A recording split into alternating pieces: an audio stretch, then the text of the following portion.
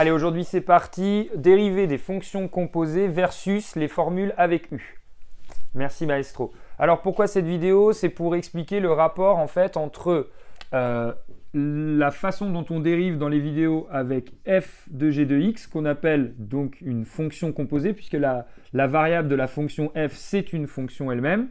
Et donc que la dérivée de tout ça, on dit dans la vidéo que c'est g' de x fois f' de g de x. Alors on veut faire le lien effectivement avec les formules que vous apprenez par cœur dans lesquelles il y a u. Eh bien tout simplement, comment est-ce qu'on retrouve ça? Eh bien on l'a ici en fait. Vous voyez bien que si u c'est g, on a bien f de u, parce qu'à ce moment-là, dans notre exemple, f de x, c'est racine carrée de x. Et donc, on retrouve cette multiplication. Quand vous voyez cette formule-là, on peut décomposer effectivement ça en une multiplication et on retrouve cette multiplication-là.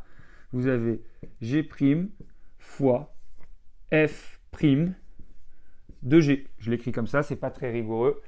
Mais on retrouve bien la multiplication. La même chose pour la dérivée de 1 sur u. Moins u' sur u carré, vous pouvez écrire que c'est u' fois moins 1 sur u carré. Et donc on retrouve g'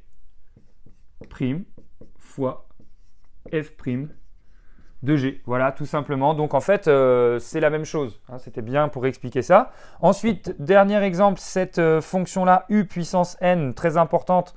On aime bien vous la montrer parce que pratiquement toutes les dérivées sont contenues dans cette formule.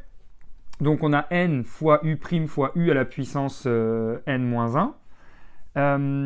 Comment dire? On voit bien qu'on a encore ici, comme l'a très bien fait Maestro, g' fois f' de g de x, mais vous me direz quel est le rapport avec les deux qui sont au-dessus? Tout simplement ici, on a u à la puissance moins 1, et ici, on a u à la puissance 1 demi.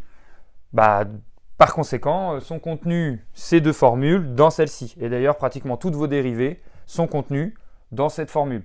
Donc voilà, c'était le lien entre la formule de la dérivée d'une fonction composée avec les formules avec u.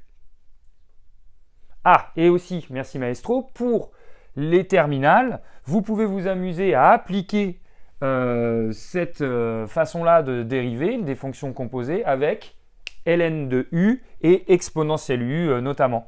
Et aussi bien retenir cette formule parce que pour les primitifs, ça va vous aider.